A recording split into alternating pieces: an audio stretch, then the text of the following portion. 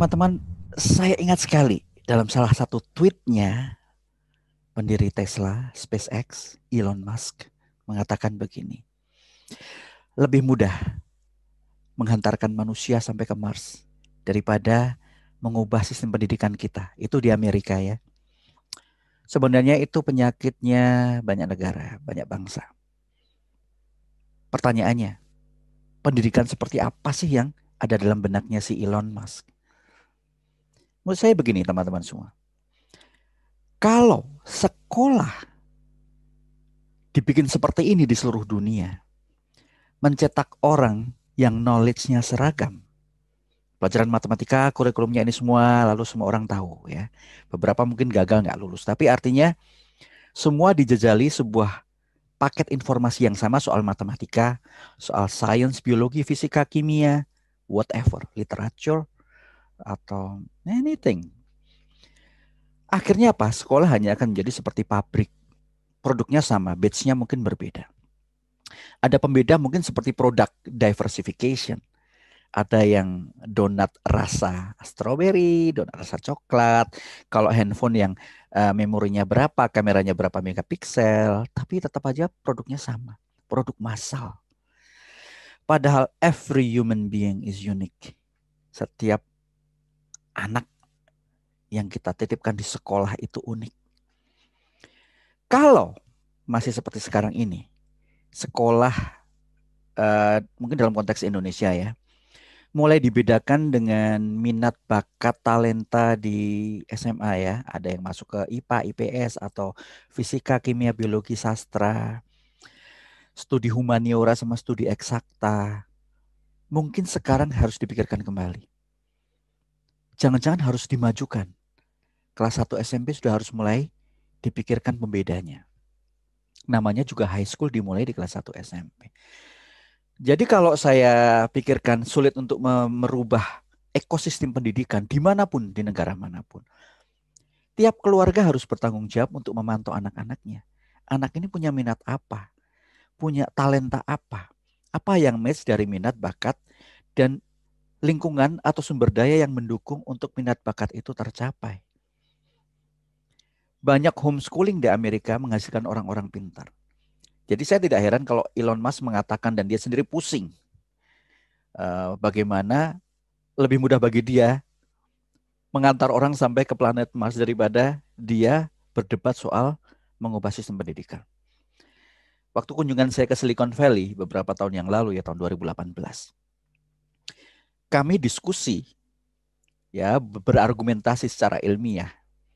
Mengapa perusahaan-perusahaan besar di Silicon Valley, Google, Apple, ya, you name it, you have it. Facebook, Yahoo kalau masih dianggap besar, tidak memerlukan lagi ijazah kampus. Mereka hanya menerima orang yang datang, dites dan berhasil. Yes, selamat pagi, Mr. So and so. Anda mau melamar di tempat kami. You bisa apa? Oh, saya bisa programming. Programming apa? Dengan aplikasi ini atau software ini. Kita tes dong. If you are eligible enough and you're doing good, you are hired. That's simple. Jadi orang mendapatkan pekerjaan karena kontribusi kebisaannya. Attitude mungkin masih nomor 2, tapi tetap akan diuji. Bukan soal di ijazahnya itu nilai matematikanya berapa, nilai IPA-nya berapa, sainsnya berapa. Mereka sudah sampai ke situ. Ya, kebanyakan dari kita mendengarkan dari media-media besar. Tahun 2018 saya mendengar sendiri dari pelaku industrinya, orang-orang yang menyerap industri. Anak-anak ini direkrut dengan cara yang paling gampang. Saya butuh orang bisa mengerjakan ini. You bisa melakukannya enggak? Kalau you bisa melakukannya, you are hired. Kita negosiasi harganya. Dan itu bila berlangsung dan berlaku untuk universal, tren seperti ini, orang-orang yang ijazahnya, nilai di ijazahnya tinggi, bisa tersingkir. Apalagi yang sangat kolot, I'm a Ivy League graduate. Saya lulus dari kampus terbaik dunia. Tidak ada jaminan Anda dapat pekerjaan. Yang kedua, kalau sekolah Tadi itu betul yang pertama ya. Tidak perlu ijazah nggak apa-apa. Tapi kalau sekolah hanya menciptakan orang-orang yang bisa jago mencari pekerjaan dan pasti direkrut, maka sekolah itu gagal. Di zaman yang sekarang serba berubah, apalagi semuanya serba freelance, outsource, ya, kompetensi pribadi harus mengarah pada entrepreneurship, kewirausahaan. Saya nggak heran di Indonesia mulai banyak sekolah-sekolah yang mengandalkan tagline-nya entrepreneurial, menciptakan pengusaha. Ya memang itu yang dibutuhkan dunia saat ini. Orang-orang yang tidak mencari pekerjaan dan menunggu dibayar, tapi orang yang menciptakan pekerjaan dan siap membayar orang-orang lain. Ada titik equilibrium di mana ketika jumlah entrepreneurs di dunia ini, baik untuk yang konglomerasi besar, menengah maupun yang UMKM, maka ekonomi global seharusnya baik-baik saja. Pandemi pasti terjadi. Pasca pandemi, karena semua orang punya spirit untuk membangun bisnis, untuk survive, mereka akan do whatever they can. Mereka akan do whatever it costs untuk menyelamatkan bisnis mereka, even small.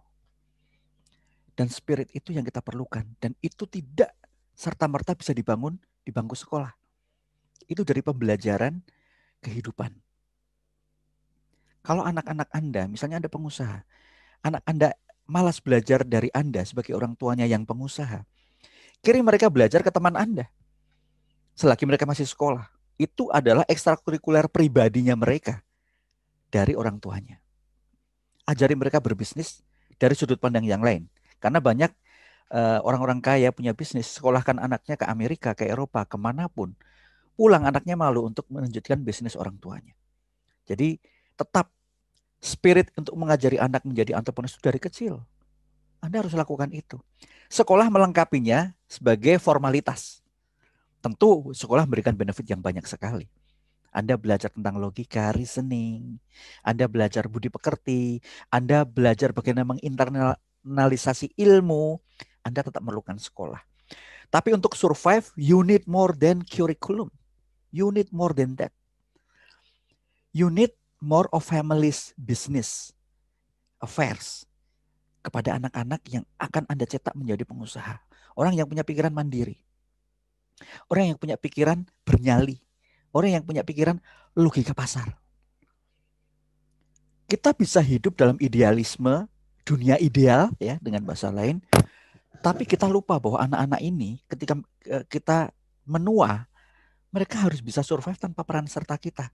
Kita sudah tidak mampu lagi, kita sudah terlalu renta, sudah pikun mungkin. Anak-anak ini caranya survive bagaimana? Dari bekal kita ketika dia masih muda dan kita ajarin. Itu kuncinya.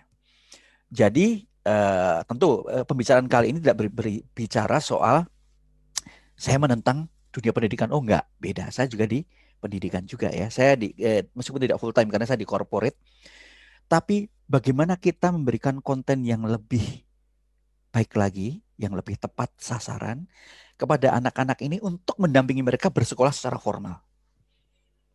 Sekolah formal tetap penting.